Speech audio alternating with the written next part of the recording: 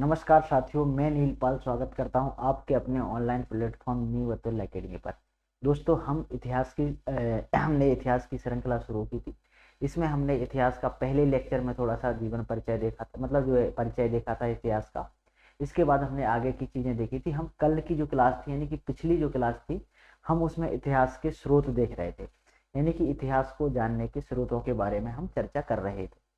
तो हमने सबसे पहले पुरातात्विक स्रोतों के बारे में चर्चा की थी, फिर साहित्यिक स्रोतों के बारे में चर्चा की थी।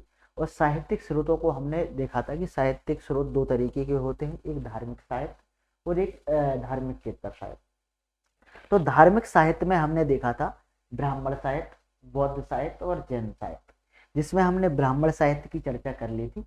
बौद्ध और जैन साहित्य की हम आज चर्चा करेंगे, फिर हम बढ़ेंगे धार्मिक चेतर साहित्य की तरफ। ठीक है ना। तो आज हम पढ़ने वाले हैं जो है इतिहास को जानने के जो साहित्यिक स्रोत थे। कौन से स्रोत? साहित्यिक स्रोत, जिसमें आज हम पढ़ेंगे धार्मिक साहित्य के अंतर्गत बौद्ध साहित्य। ये दिखाई दे रहा है कि नहीं दिखाई दे रहा? ये कौन सा ले लिया, दिखाई नहीं दे रहा। चलिए इसको हम ले लेते हैं रेड कि काला। काला दिखाई दे रहा है कि नहीं? बौद्ध साहित्य। चला गया भैया, एक मिनट। बौद्ध साहित्य क्यों नहीं आ रहा? एक मिनट देखते हैं क्यों नहीं आ रहा भाई साहब। ये आ क्यों नहीं रहा है? चलो देखते हैं। ज्यादा मोटा बड़ा हो गया है। हाँ, ये अब आ जाएगा। बौद्ध साहित्य, कौन सा साहित्य देखने आए आज हमको? बौद्ध साहित्य के बारे में हम चर्चा करने वाले। कौन से साहित्य के बारे में? बौद्ध साहित्य के बारे में चर्चा करेंगे। फिर हम करेंगे जैन साहित्य के बारे में चर्चा। तो हम प्रयास करेंगे कि यहाँ आपको थोड़ी थोड़ी सी चीजें बताते जाएं, इसके बाद हम आपको आगे की चीजें बताएं। ठीक है। क्यों? क्योंकि जब हम बौद्ध धर्म पढ़ेंगे तो बौद्ध धर्म में हम बाकी की रचनाओं के बारे में डिटेल में चर्चा करने वाले हैं। अभी हम ज्यादा चर्चा नहीं करेंगे क्योंकि हम स्रोत पढ़ रहे हैं, वो तो ज्यादा चर्चा करने से हम यहाँ पर बचेंगे।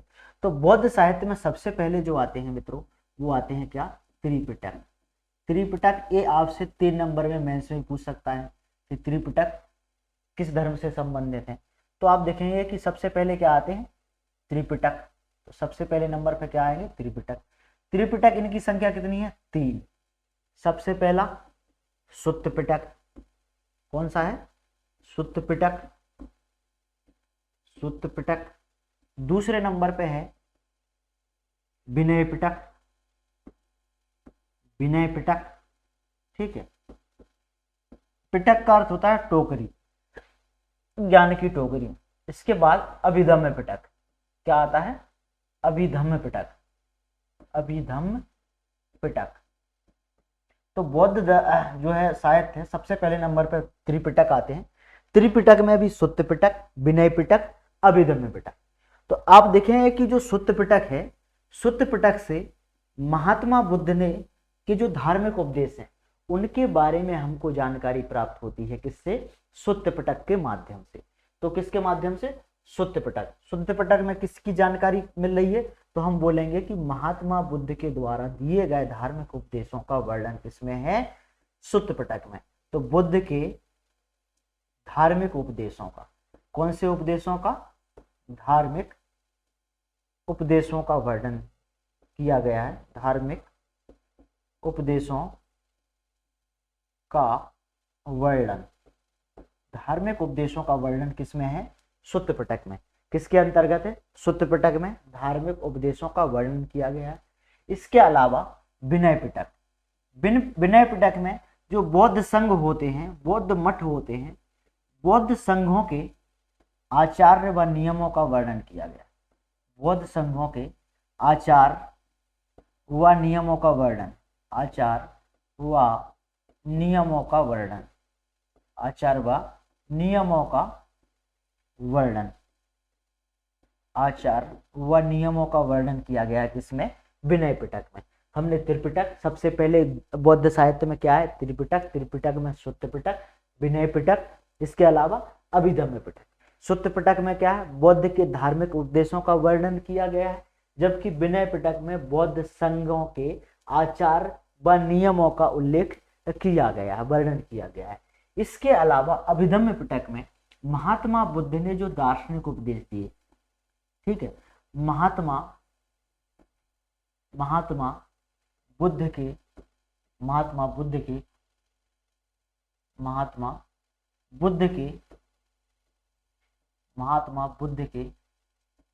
दार्शनिक उपदेशों का वर्णन, दार्शनिक उपदेशों का वर्णन किया गया, उपदेशों का वर्णन किया गया है, उपदेशों का वर्णन किया गया है। तो ये किसके अंतर्गत आएगा, अभिधम्म पिटक के अंतर्गत। दार्शनिक उपदेश जैसे चार आर्य सत्यों के माध्यम से महात्मा बुद्ध ने कहा है कि संसार में क्या है, दुख ही दुख है। तो चार आर्य सत्य कौन से, सब दुखम, दुख समुदाय, दुख निरोध गामिनी प्रतिपदा। इन्होंने बोला कि संसार में जितना जो है दुख है, बहुत सारा दुख है तो दुख का कारण भी है, दुख समुदाय बताया, दुख का कारण है तो दुख का निवारण भी है। निवारण क्या है, दुख निरोध गामिनी प्रतिपदा, यानी कि अष्टांगिक मार्ग जो है, आप देखेंगे कि मोक्ष प्राप्ति का जिसको साधन भी माना गया है। तो वो दूसरे जो तीसरे आर्य सत्य में दुख का निवारण द्वादश निदान के माध्यम से वो बताते हैं। तो इस तरीके से आप देखेंगे कि चार आर्य सत्यों का उपदेश दिया, वो अभी आता है, ठीक है। संसार में दुख ही दुख है। पहला आर्य सत्य क्या है, कि संसार में दुख ही दुख है, सब दुख हम, प्रिय से न मिलने का दुख, अप्रिय से मिलने का दुख, संपत्ति है तो उसके जाने का दुख, नहीं है तो भी दुख है। तो महात्मा बुद्ध ने बोला कि संसार में दुख ही दुख है। तो अच्छा, इन्होंने बोला कि दुख, पहला जो है आर्य सत्य क्या है, कि सब दुख। दूसरा है कि दुख समुदाय, दुख का कारण भी है। तो इन्होंने बोला कि दुख का कारण है तृष्णाएं, इच्छाएं, अज्ञानता, ये दुख का कारण है। फिर दुख का निवारण के लिए इन्होंने द्वादश निदान दिया। जैसे इन्होंने बोला कि दुख का मूल कारण है अविद्या। अगर अविद्या का नाश कर दिया हमने विद्या से, तो दुख का मूल कारण अविद्या है। अगर हम विद्या से अविद्या का नाश कर देंगे तो बाकी के सब कारणों का नाश हो जाएगा। जैसे कि आप देखें कि अविद्या से संस्कार, संस्कार से नाम रूप, नाम रूप से सड़ायतन, सड़ायतन से वेदना, वेदना से तृष्णा, तृष्णा से भव, भव से उपादान, उपादान से जाति, जाति से जरा मरण, अर्थात यानी कि दुखों का नाश हो जाएगा। इस तरीके से जो द्वादश निदान है इसकी चर्चा की गई। इसके बारे में हम जब उधर पढ़ेंगे तो डिटेल में हम बताएंगे। तो आप देखेंगे कि जो धार्मिक जो उपदेश हैं वो दिए हैं किसमें, सुत्त पिटक में, जबकि विनय पिटक में बौद्ध संघों के आचार नियमों का वर्णन है, जबकि अभिधम्म पिटक में महात्मा बुद्ध के दार्शनिक उपदेशों का वर्णन जो है किया गया है। एकदम क्लियर है। तो ये है क्या, त्रिपिटक, ठीक है। इसके अलावा अगर मैं बात करूं दोस्तों, तो बौद्धों का एक ग्रंथ आता है अगुत्तर निकाय। कौन सा ग्रंथ आता है, अगुत्तर निकाय। अगुत्तर निकाय, कौन सा ग्रंथ, अगुत्तर निकाय। इसमें जो मैंने बताया ना आपको धार्मिक दार्शनिक उपदेश, इसमें उन्होंने बंधन मोक्ष का जो है निरात्मवाद का, अनात्मवाद का सिद्धांत भी दिया है। इसी में प्रतीत समुत्पाद का सिद्धांत भी आ जाएगा। तो जितना भी जो दर्शन दार्शनिक उपदेश महात्मा बुद्ध ने दिया है वो सबका जो है विवरण मिलता है अभिधम्म पिटक में। अब जो अन्य ग्रंथ है अगुत्तर निकाय, अगुत्तर निकाय से हमको 16 महाजनपदों की जानकारी मिलती है। यानी कि जो 6ठी शताब्दी ईसा पूर्व में, 6ठी शताब्दी ईसा पूर्व के, 6ठी शताब्दी ईसा पूर्व के 16 महाजनपदों की जानकारी मिलती है। 16 महाजनपदों की जानकारी मिलती है। 16 महाजनपदों की हमको जानकारी मिलती है। किससे, अगुत्तर निकाय से। बहुत ज्यादा महत्वपूर्ण है, आपको याद रखना है। प्री में भी पूछ सकता है, मेंस में भी पूछ सकता है कि अगुत्तर निकाय, तो बताएंगे कि अगुत्तर निकाय बौद्ध रचना है, बौद्ध धर्म से संबंधित रचना है, जिससे 6ठी शताब्दी ईसा पूर्व के 16 महाजनपदों की जानकारी मिलती है।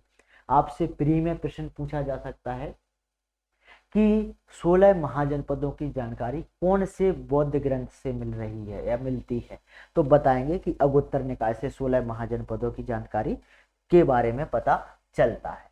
इसके अलावा जातक कथाएं बौद्ध धर्म से संबंधित जातक कथाएं, ये महात्मा बुद्ध के पूर्व जन्म की कथाएं। जातक कथाएं, इसमें इससे महात्मा बुद्ध के पूर्व जन्म की कहानियों के बारे में पता चलता है। महात्मा बुद्ध के पूर्व जन्म की, कौन से जन्म की? पूर्व जन्म की कथाएं। महात्मा बुद्ध के पूर्व जन्म की कथाएं कौन? जातक कथाएं। तो ये भी आपको याद रखना है। इसके अलावा आप देखेंगे कि कौन सा? दिव्यावदान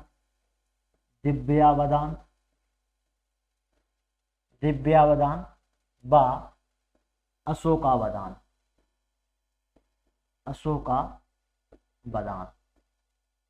दिव्यावदान और अशोकावदान, ये जो दो ग्रंथ हैं, इनसे मौर्य काल के बारे में जानकारी मिलती है। यानी कि मौर्य काल को जानने की जानकारी मिलती है हमको किससे? दिव्यावदान और अशोकावदान से। ये दो ग्रंथ हैं जिससे हमको मौर्य काल को जानने के संबंध में जानकारी मिलती है। इसके अलावा बौद्ध धर्म से संबंधित दो ग्रंथ और हैं जिनका नाम है दीपवंश और महावंश।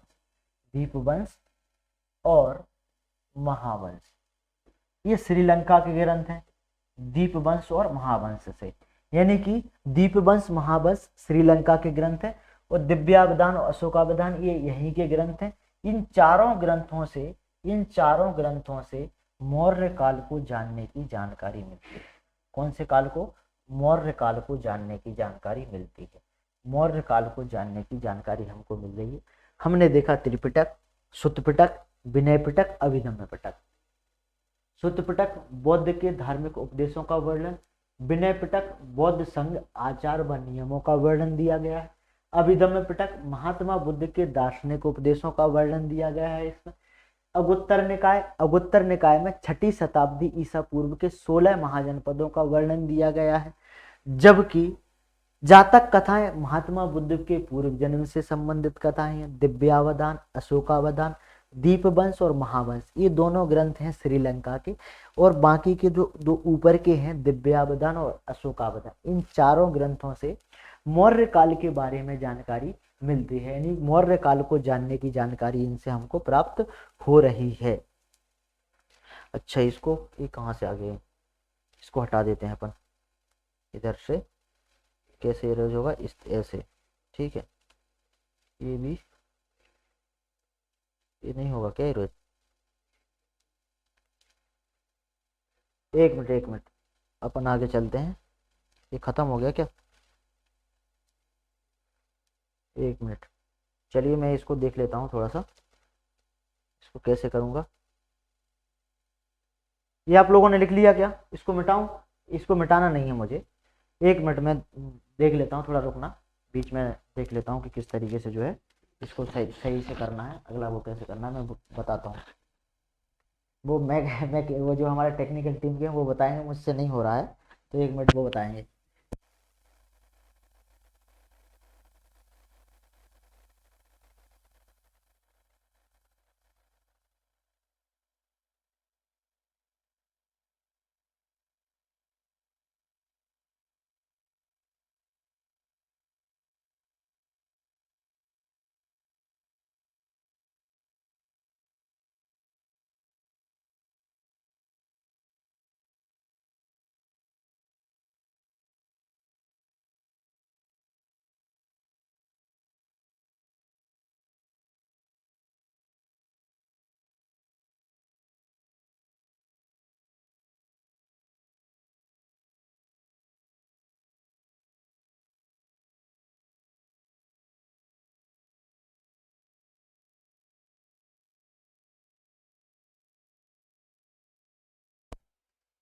चलिए वापस आ जाएगा वो, इतना अपने को आता नहीं है।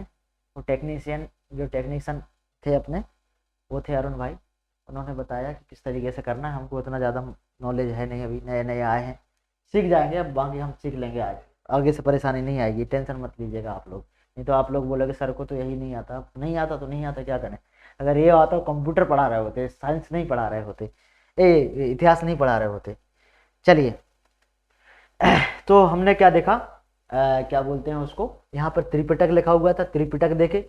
इसके बाद अगुत्तर निकाय, इसके बाद जातक कथाएं, इसके बाद हमने देखा था यहाँ पर जो है दीपवंश, महावंश, अशोकावदान और दिव्यावदान। एक ग्रंथ है मिलिंद पन्हो, बौद्ध ग्रंथ है ये, बौद्ध ग्रंथ है जो, जिसका नाम है मिलिंद पन्हो। कौन सा ग्रंथ है? मिलिंद पन्हो। ग्रंथ का नाम लिख लीजिए, मिलिंद पन्हो, मिलिंद पन्हो, पन्हो, मिलिंद पन्हो। इसकी रचना की थी नागसेन ने। नागसेन ये बौद्ध भिक्षु थे, ये बौद्ध धर्म को मानते थे, बौद्ध अनुयायी थे। मिलिंद पन्हो में एक जो है आप देखेंगे कि एक हिंदी एवं शासक है, इंडो ग्रीक शासक है नागसेन और मिनांडर, यानी कि मिनांडर शासक है। तो मिनांडर व नागसेन संवाद, नागसेन संवाद, ये जो संवाद है ये मिलता है किससे हमको? मिलिंद पन्हो से। कौन से ग्रंथ से मिलता है हमको? मिलिंद पन्हो से नागसेन व मिनांडर संवाद का उल्लेख मिलता है। मिलिंद पन्हो बौद्ध धर्म से संबंधित एक ग्रंथ है जिसके रचयिता नागसेन है। इसमें क्या है, नागसेन और मिनांडर संवाद की जो है बारे में चर्चा की गई है। इसके अलावा अश्वघोष का महाविभाषा शास्त्र, महाविभाषा शास्त्र, महाविभाषा शास्त्र, ये जो ग्रंथ है इसकी रचना की थी अश्वघोष के द्वारा। किसके द्वारा? अश्वघोष के द्वारा। ठीक है, ये इसकी रचना की थी चतुर्थ बौद्ध संगीति में। कौन सी में? चतुर्थ बौद्ध संगीति में। चतुर्थ बौद्ध संगीति में। चतुर्थ बौद्ध संगीति का आयोजन कब किया गया था? आप मुझे कमेंट करके जो है बता दीजिएगा कि सर चतुर्थ बौद्ध संगीति का आयोजन कब और कहां पर किया गया। ठीक है, इसके अलावा मैं तो बता ही दूंगा।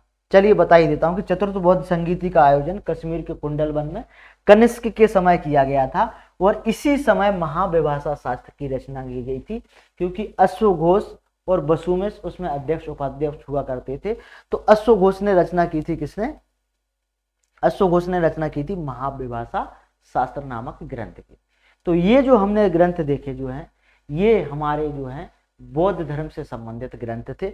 अश्वघोष ने दो और ग्रंथ लिखे थे। अश्वघोष का एक ग्रंथ है बुद्धचरित, इसको अगर आपको याद रखना है तो रख लेना, बुद्धचरित एक पूछा जा सकता है। इसके अलावा एक ग्रंथ और है इनका, सौंदरानंद। कौन सा ग्रंथ है? सौंदरानंद, सौंदरानंद। ये भी किसके ग्रंथ हैं? ये हैं किसके? अश्वघोष के ग्रंथ है। तो हमने बौद्ध की जो है बौद्धकालीन जो है साहित्य देखा, सॉरी बौद्ध साहित्य के बारे में हमने देखा है।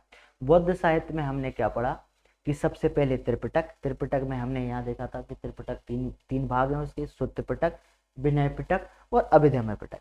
सुत्त पिटक में संघ के महात्मा बुद्ध के धार्मिक उपदेश हैं। विनय पिटक में संघ के आचार्य नियमों का वर्णन किया गया है, जबकि अभिधम्म पिटक में महात्मा बुद्ध के जो है दार्शनिक उपदेशों का वर्णन किया गया। फिर हमने देखा था यहाँ पे अगुत्तर निकाय। अगुत्तर निकाय में हमने देखा कि 16 महाजनपदों के बारे में जानकारी मिल रही है। इसके बाद हमने देखा जातक कथा, महात्मा बुद्ध के पूर्व जन्म की कथाओं की जानकारी मिल रही है। अश्वघोष दिव्यावदान और अशोकावदान, दीपवंश और महावंश, इनसे मौर्य काल को जानने की जानकारी मिल रही है। इसके बाद हमने देखा मिलिंद पन्हो। मिलिंद पन्हो ये ग्रंथ लिखा था नागसेन ने, जिसमें मिनांडर और जो है नागसेन का संवाद दर्शाया गया है। महाविभाषा शास्त्र, ये कनिष्क के समय इसकी रचना हुई थी, क्योंकि चतुर्थ बौद्ध संगीति का आयोजन किया गया था। तो आप देखेंगे कि इस जो है ग्रंथ की रचना कनिष्क के समय चतुर्थ बौद्ध संगीति के दौरान की गई थी। इसीलिए आप देखेंगे कि इससे मौर्योत्तर काल के बारे में जानकारी मिलती है। अश्वघोष ने एक और ग्रंथ लिखे थे, 2, बुद्धचरित और सौंदरानंद। तो यहाँ पे हमारा बौद्ध साहित्य खत्म हो जाता है। अब 2-3 रचनाएं जैन साहित्य की भी देख लीजिए, फिर इसके बाद हम पढ़ेंगे धार्मिक केतर साहित्य की तरफ। तो यहाँ पर हम देखेंगे जैन साहित्य। कौन सा साहित्य देखेंगे दोस्तों? जैन साहित्य देखने वाले। कौन सा साहित्य? जैन साहित्य। जैन साहित्य, जैन साहित्य तो जैन साहित्य यानी कि जैन साहित्य से हमको कौन कौन सी चीजों से जानकारी मिलती है? सबसे पहले 12 अंग और 12 उपांग आते हैं। क्या आते हैं? 12 अंग, 12 अंग, 12 उपांग। ये जैन साहित्य के महत्वपूर्ण ग्रंथ है। लेकिन एक सबसे महत्वपूर्ण ग्रंथ है जैनों का भगवती सूत्र। कौन सा ग्रंथ है? भगवती सूत्र। कौन सा ग्रंथ? ये आपको याद रखना है। कौन सा ग्रंथ याद रखना है आपको? भगवती सूत्र। ठीक है, भगवती सूत्र। भगवती जो सूत्र ग्रंथ है, इससे भगवती सूत्र से महावीर स्वामी के जीवन के बारे में, महावीर स्वामी के जीवन के बारे में जानकारी मिलती है। जीवन के बारे में इसके अलावा 16 महाजनपदों के बारे में जानकारी मिलती है। 16 महाजनपदों के बारे में, 16 महाजनपदों के बारे में जानकारी मिलती है। 16 महाजनपदों के बारे में जानकारी प्राप्त होती है। 16 महाजनपदों के बारे में जानकारी मिलती है किससे? भगवती सूत्र से। बौद्ध ग्रंथ कौन सा है जिससे 16 महाजनपदों के बारे में जानकारी मिल रही है? उस ग्रंथ का नाम है अगुत्तर निकाय। जबकि जैन ग्रंथ जिसका नाम है भगवती सूत्र, जिससे 16 महाजनपदों के बारे में जानकारी मिल रही है। एक है आचारांग सूत्र। कौन सा? आचारांग सूत्र। आचारांग सूत्र। आचारांग सूत्र जो ग्रंथ है, इससे जैनों के संघ और आचार को जानने की जानकारी मिल रही है। इससे क्या? जैन भिक्षुओं के या जैन संघों के, जैन भिक्षुओं के आचार व नियमों को जानने की जानकारी मिल रही है। आचार व नियमों को जानने की जानकारी मिल रही है। ठीक है, तो ये आपके 3-3 नंबर के भी हो जाएंगे और आपके प्री के लिए भी जो है उपयोगी हो जाएंगे। इसके अलावा परिशिष्ट पर्वन, इसके लेखक है हेमचंद्र, जिससे मौर्य काल को जानने की जानकारी मिल रही है। तो एक और ग्रंथ हम लिख लेंगे यहाँ पर। कौन सा? परिशिष्ट पर्वन। परिशिष्ट पर्वन। परिशिष्ट पर्वन, ये जो ग्रंथ है परिशिष्ट पर्वन, इसके लेखक है हेमचंद्र। इस ग्रंथ से हमको आप देखेंगे कि मौर्य काल को जानने की, विशेष तौर पर चंद्रगुप्त मौर्य को, मौर्य काल में भी किसको? चंद्रगुप्त मौर्य को जानने की जानकारी मिल रही है। चंद्रगुप्त मौर्य को जानने की जानकारी मिल रही है। तो जैन ग्रंथ हैं, जैसे सबसे पहले 12 अंग आते हैं, फिर 12 उपांग आते हैं। भगवती सूत्र से महावीर स्वामी के जीवन के बारे में जानकारी प्राप्त हो रही है।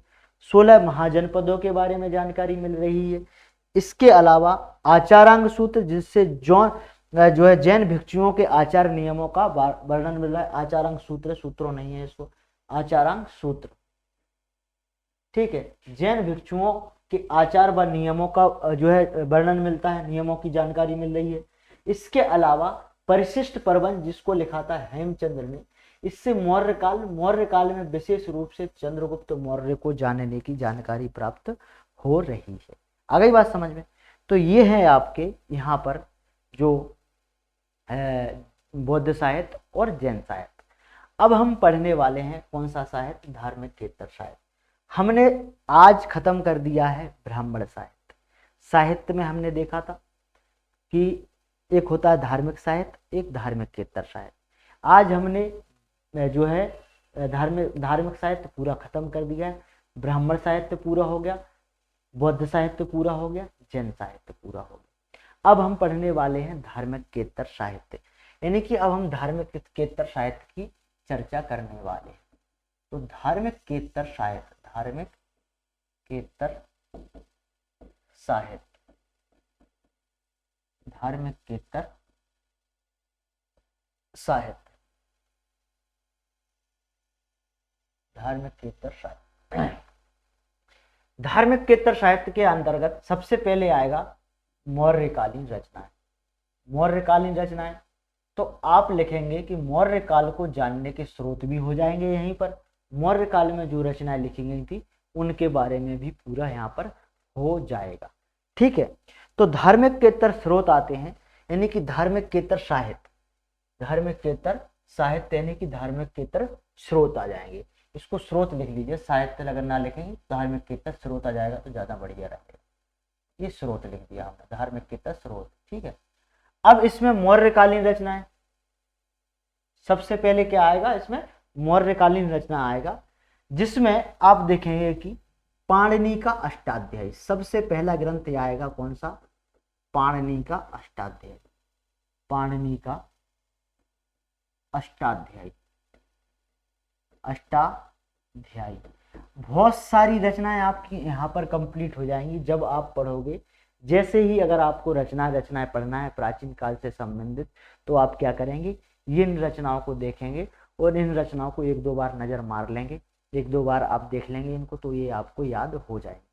तो सबसे पहले आती है पाणिनि का अष्टाध्यायी। ये व्याकरण ग्रंथ है, ये कैसा ग्रंथ है, व्याकरण ग्रंथ है। इससे मौर्य काल से पूर्व की जानकारी मिलती है। पाणिनि का कौन सा ग्रंथ है, अष्टाध्यायी, पाणिनि का अष्टाध्यायी, जिससे मौर्य काल के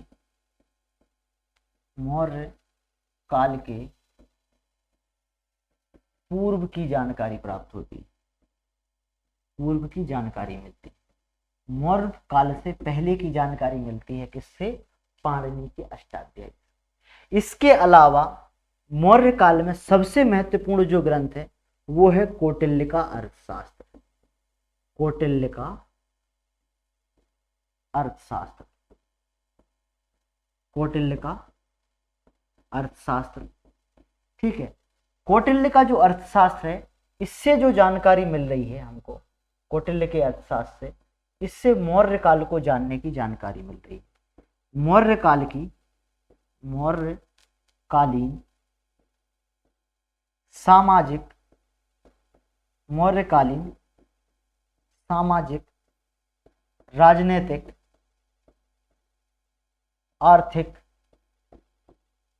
आर्थिक जानकारी हमको प्राप्त हो रही है। ठीक है, इसके अलावा इस ग्रंथ की विषय वस्तु क्या है, इस ग्रंथ की विषय वस्तु है राजनीति और लोक प्रशासन। कौटिल्य के अर्थशास्त्र की विषय वस्तु क्या है, विषय वस्तु क्या है, इसकी विषय वस्तु है राजनीति या दर्शन शास्त्र, राजनीति या लोक प्रशासन, माफी चाहूंगा, राजनीति व लोक प्रशासन, लोक प्रशासन, पब्लिक एडमिनिस्ट्रेशन। ठीक है, प्रशासन, प्रशासन। तो इसकी विषय वस्तु क्या है, राजनीति व लोक प्रशासन। कौटिल्य का अर्थशास्त्र मौर्यकालीन सामाजिक, राजनीतिक, आर्थिक जीवन को जानने की जानकारी मिल रही है। विषय वस्तु क्या है इसकी, राजनीति, लोक प्रशासन। कौटिल्य के अर्थशास्त्र के बारे में हम आगे बहुत डिटेल में पढ़ेंगे जब हम मौर्यकाल पढ़ेंगे। तो लगभग मैं आपको इसमें इतना मटेरियल लिखवा दूंगा कि 5 नंबर जैसा होगा, लेकिन 5 नंबर में कभी नहीं आएगा ये। 5 नंबर में ना आकर के ये 3 नंबर में आने की अधिक संभावना है। तो प्रयास करूंगा कि मैं ज़्यादा लिखवा दूं। 3 नंबर लायक मैंने आपको यहाँ पर लिखवा दिया है डाटा। ठीक है, इसके अलावा आप देखेंगे कि विशाख दत्त का मुद्रा राक्षस, विशाख दत्त ने 2 ग्रंथ लिखे थे, एक लिखा था देवी चंद्रगुप्तम और एक लिखा था मुद्रा राक्षस। तो जो मुद्रा राक्षस है इससे मौर्य काल के बारे में जानने की जानकारी मिल रही है, जबकि देवी चंद्रगुप्तम से गुप्त काल को जानने की जानकारी मिल रही है। तो हम देखेंगे विशाख दत्त, ये जो ग्रंथ है विशाख दत्त का मुद्रा राक्षस, 2021 की परीक्षा में, 2021 की प्रीलिम्स की परीक्षा में, यानी प्रारंभिक परीक्षा 2021 की जो हुई थी उसमें यह प्रश्न पूछा गया था कि विशाख दत्त द्वारा, यानी कि मुद्रा राक्षस का लेखक कौन है। तो जो मुद्रा राक्षस है, मुद्रा राक्षस, ये विशाख दत्त की रचना है और इससे मौर्य काल को जानने की जानकारी मिल गई। मौर्य काल को भी और शायद गुप्त काल को भी, मौर्य काल व गुप्त काल को जानने की जानकारी मिल रही है। गुप्त काल को जानने की जानकारी मिल रही, जानने की जानकारी मिल रही। ठीक है, मौर्य काल को और गुप्त काल को जानने की जानकारी मिल रही है। किससे? विशाखदत्त का मुद्रा राक्षस, ये पूछा गया था। ठीक है, अब हम पढ़ेंगे कौन से काल की रचना देखेंगे। अब हम देखने वाले हैं गुप्तकालीन रचनाएं। तो हेडिंग डाल लीजिए आप लोग, गुप्तकालीन रचनाएं। कौन से काल की रचना है? 1 मिनट। गुप्तकालीन रचनाएं, गुप्तकालीन रचनाएं। ठीक है, गुप्तकालीन रचनाएं। तो गुप्तकालीन रचनाओं की अब हम बात करेंगे।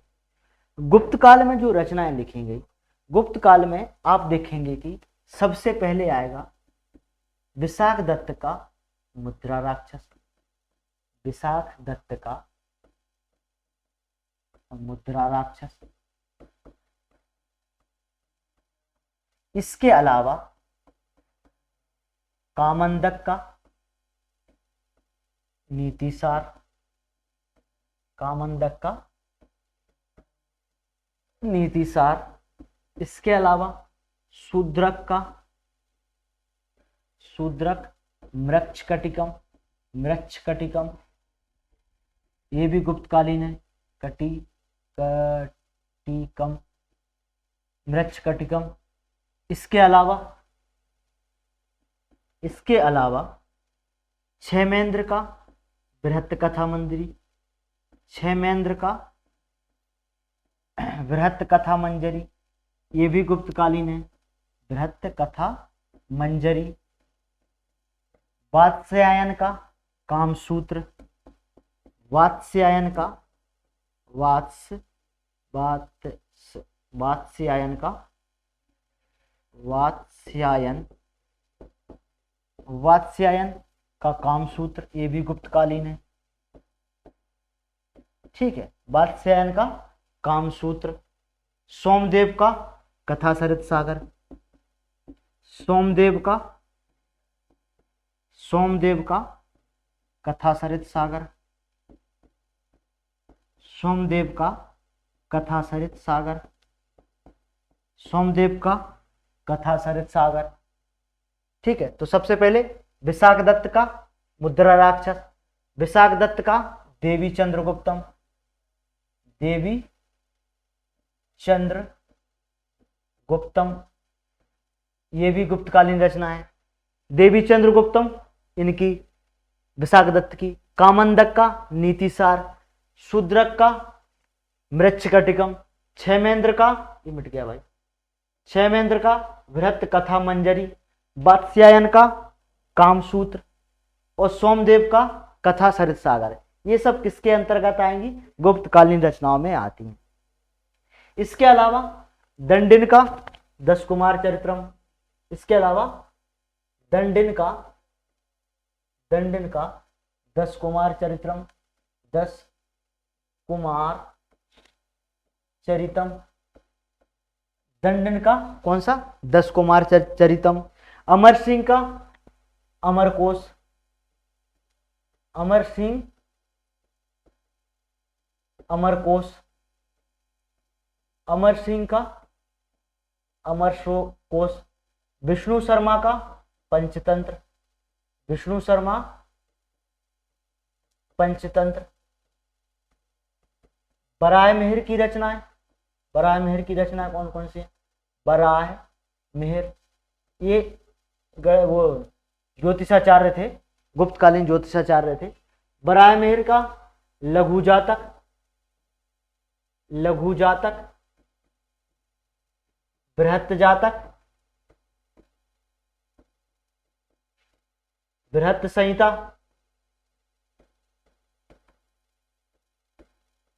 पंच सिद्धांतिका,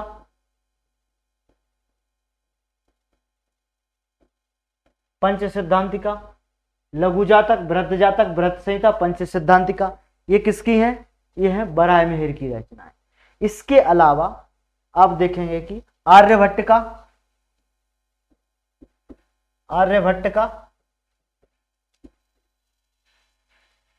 आर्यभट्टियम, ये गणितज्ञ थे, आर्यभट्टियम, ये जाने माने गणितज्ञ थे। तो इनकी रचनाएं आ जाएंगी गुप्तकालीन रचनाओं में। तो सबसे पहले विशाखदत्त का मुद्रा राक्षस देवी चंद्रगुप्तम, कामंदक का नीति सार गुप्त काल में लिखा गया, शूद्रक का मृच्छकटिकम, क्षेमेंद्र का वृत्त कथा मंजरी, वात्स्यायन का कामसूत्र, सोमदेव का कथा शरद सागर, दंडिन का 10 कुमार चरितम, अमर सिंह का अमरकोश, विष्णु शर्मा का पंचतंत्र, बराय मेहर का लघु जातक बृहत जातक, पंच सिद्धांतिका, बृहत संहिता। इसके अलावा आर्यभट्ट का आर्यभट्टियम। और गुप्त काल में सबसे महत्वपूर्ण रचना है कालिदास की रचना है। किसकी रचना है? कालिदास की रचना है, कालिदास की रचना है। तो कालिदास के बारे में हम उसी समय देखेंगे, उस समय जानेंगे। कालिदास आपको पता ही है कि जो कालिदास थे वो उज्जैन के थे, उज्जैन के निवासी थे, ठीक है। इनकी पत्नी का नाम था विद्योत्तमा, बाकी की कहानी आपको पता ही होगी। अब हम लिखेंगे कि गुप्त काल में इन्होंने कौन कौन सी रचनाएं लिखी थी। तो इन्होंने गुप्त काल में 2 महाकाव्य लिखे थे, ठीक है। 2 महाकाव्य कौन कौन से लिखे थे बताइए, ठीक है। 2 महाकाव्य लिखे इन्होंने, 2 महाकाव्य, 2 महाकाव्य लिखे इन्होंने, रघुवंशम व कुमार संभवम, ये 2 महाकाव्य थे, ठीक है। ये गुप्तकालीन है। रघुवंशम, इसमें राम के पूर्वजों की कहानी है। कुमार संभवम में कार्तिकेय जन्म की चर्चा का वर्णन किया गया है। इसके अलावा इन्होंने 2 खंडकाव्य भी लिखे थे, 2 खंडकाव्य। 2 खंडकाव्य कौन कौन से थे? तो 2 खंडकाव्य इनके थे मेघदूतम व ऋतु संहारम।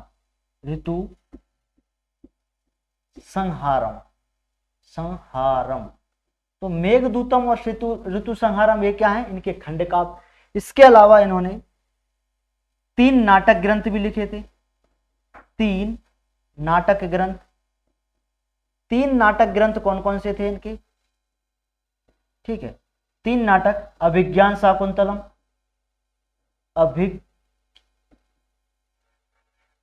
अभिज्ञान कैसा लिखेंगे भाई? अभिज्ञान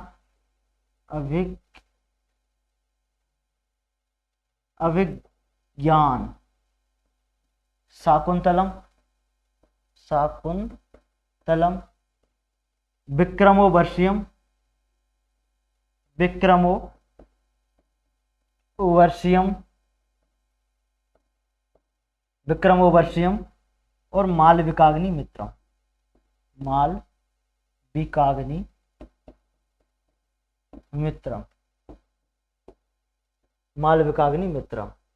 और मालविकाग्नि मित्रम।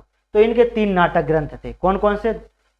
अभिज्ञान शाकुंतलम, विक्रमोवर्षियम और मालविकाग्नि मित्रम। अभिज्ञान शाकुंतलम कालिदास की सबसे प्रसिद्ध रचना मानी जाती है, विश्व प्रसिद्ध रचना है। एक जर्मन कवि है गेटे, इनकी बहुत तारीफ करते हैं इस रचना की। किसकी? अभिज्ञान शाकुंतलम की। तो 2 महाकाव्य रघुवंशम, कुमार संभवम, 2 खंडकाव्य मेघदूतम, ऋतु संहारम, 3 नाटक ग्रंथ अभिज्ञान शाकुंतलम, विक्रमोवर्षियम, मालविकाग्नि मित्रम। अभिज्ञान शाकुंतलम में दुष्यंत और शकुंतला की कहानी का वर्णन किया गया है कि किस प्रकार जो है दुष्यंत शकुंतला से पैदा हुए भरत, और इन्हीं भरत के नाम पर इस भारत का नाम पड़ा क्या? भारत। शकुंतला के बारे में पता ही होगा, ये किसकी लड़की थी? ये कण्व ऋषि पालित पुत्री थी। मूल रूप से ये जो लड़की थी ये विश्वामित्र की पुत्री थी। विश्वामित्र कण्व ऋषि के यहाँ छोड़ गए थे और यहीं पर इनका दुष्यंत और शकुंतला का जो मामला चला था। बाद में आप देखेंगे कि ये जो है कालिदास ने इसमें वर्णन किया है, आप लोग इसको पढ़ सकते हो। तो अभिज्ञान शाकुंतलम में दुष्यंत शकुंतला के बारे में, विक्रमोवर्षियम में किसके बारे में है? इसमें आप देखेंगे कि विक्रमादित्य और उर्वशी के बारे में बताया गया है। मालविकाग्नि मित्रम में मालविका और अग्निमित्र की कहानी है, और इसमें पुरूरवा और उर्वशी की कहानी है। इसमें पुरूरवा और उर्वशी की कहानी है विक्रमोवर्षियम में। मालविका और अग्निमित्र की कहानी किसमें है? विदिशा का शासक था अग्निमित्र, और मालविका की कहानी का वर्णन है किसमें? मालविकाग्नि मित्रम। तो ये गुप्तकालीन रचनाएं थी। तो ये कौन सी रचना थी? गुप्तकालीन रचना। हमने देखा यहाँ पर सबसे पहले आप देखेंगे कि बौद्धकालीन रचनाएं देखी, यानी कि बौद्ध साहित्य देखा। इसके बाद हमने जैन साहित्य देखा। इसके बाद फिर हमने देखा क्या यहाँ पर, इसके बाद फिर हमने देखा जैन साहित्य। इसके बाद हमने धार्मिक केतर साहित्य देखा। धार्मिक केतर साहित्य में हमने बौद्धकालीन रचना, मौर्यकालीन रचना, पाणिनि का अष्टाध्यायी, मौर्य काल के पूर्व की जानकारी, कौटिल्य का अर्थशास्त्र, मौर्यकालीन सामाजिक राजनीतिक आर्थिक जीवन के बारे में जानकारी, विषय वस्तु राजनीति लोक प्रशासन, विशाखदत्त का मुद्रा राक्षस, जिससे मौर्य काल और गुप्त काल दोनों के बारे में जानकारी प्राप्त हो रही है। इसके बाद फिर हमने देखी गुप्तकालीन रचनाएं, विशाखदत्त का मुद्रा राक्षस, देवी चंद्रगुप्तम, कामंदक का नीतिसार, शूद्रक का मृच्छकटिगम, क्षेमेंद्र का भृत्य कथा मंजरी, वात्स्यायन का कामसूत्र, सोमदेव का कथा सरित सागर, दंडिन का 10 कुमार चरित्रम, अमर सिंह अमरकोश, विष्णु शर्मा पंचतंत्र, बरायमिहिर की रचनाएं, आर्यभट्ट का आर्यभट्टियम। इसके अलावा हमने देखी कालिदास की रचना। तो ये जो सारी रचनाएं हैं गुप्तकालीन रचनाएं हैं। अब हम आगे पढ़ेंगे गुप्तोत्तर काल की रचनाएं और राजपूत कालीन रचनाएं। इसके बाद हम पढ़ेंगे क्या, धार्मिक विदेशियों का वर्णन। तो ये अब अपनी क्लास लगेगी कल। आज की क्लास यहीं समाप्त होती है। आप लोग ये जो रचनाएं मैंने बताई हैं इनको याद कर लेना। ये फ्री के पॉइंट ऑफ व्यू से काफ़ी महत्वपूर्ण है और मेंस में 3 नंबर में पूछा जा सकता है। सीधा पूछ लेगा कि इस लेखक की रचना का नाम बताइए, यह रचना किस लेखक की है। सीधा सा प्रश्न पूछ सकता है 3 नंबर में। और जब हम उस काल में पहुंचेंगे तो उस रचना के बारे में 3 नंबर के फैक्ट आपको प्रॉपर लिखवा दिए जाएंगे। जैसे कि यहाँ पर अगर मेघदूतम आया तो 3 नंबर का इसके बारे में लिखवाऊंगा, रघुवंशम के बारे में लिखवाऊंगा, सबके बारे में 3-3 नंबर का लिखवाऊंगा, कामंदक का नीतिसार, वात्स्यायन का कामसूत्र, इन सब के बारे में 3-3 नंबर के फैक्ट मैं आपको लिखवा दूंगा। तो वो मेंस के पॉइंट ऑफ व्यू से आपके जो है आपके काम आ जाएंगे। तो आज की क्लास आपकी यहीं पर जो है समाप्त होती है। तो मैंने प्रयास किया है कि लगभग सारी जो गुप्तकालीन रचना है वो यहाँ पर समावेशित कर सकूं। ये जो रचनाएं अगर आपको याद हो जाएंगी तो एक प्रश्न बनता है 5 नंबर में, अगर कभी प्रश्न बना कि जो गुप्तकालीन साहित्य का वर्णन कीजिए, तो गुप्तकालीन साहित्य में आप इन रचनाओं का समावेश कर सकते हैं। इसमें लिख सकते हैं कि भाई कौन कौन सी रचनाएं थी, कालिदास की रचनाएं, इनकी रचनाएं, ऐसी ऐसी रचनाएं, इनके बारे में आप लिख सकते हो। तो चलिए आज की क्लास आपकी यहीं खत्म होती है। अब मिलेंगे हम कब, कल मिलेंगे। तब तक के लिए जय हिंद, जय भारत।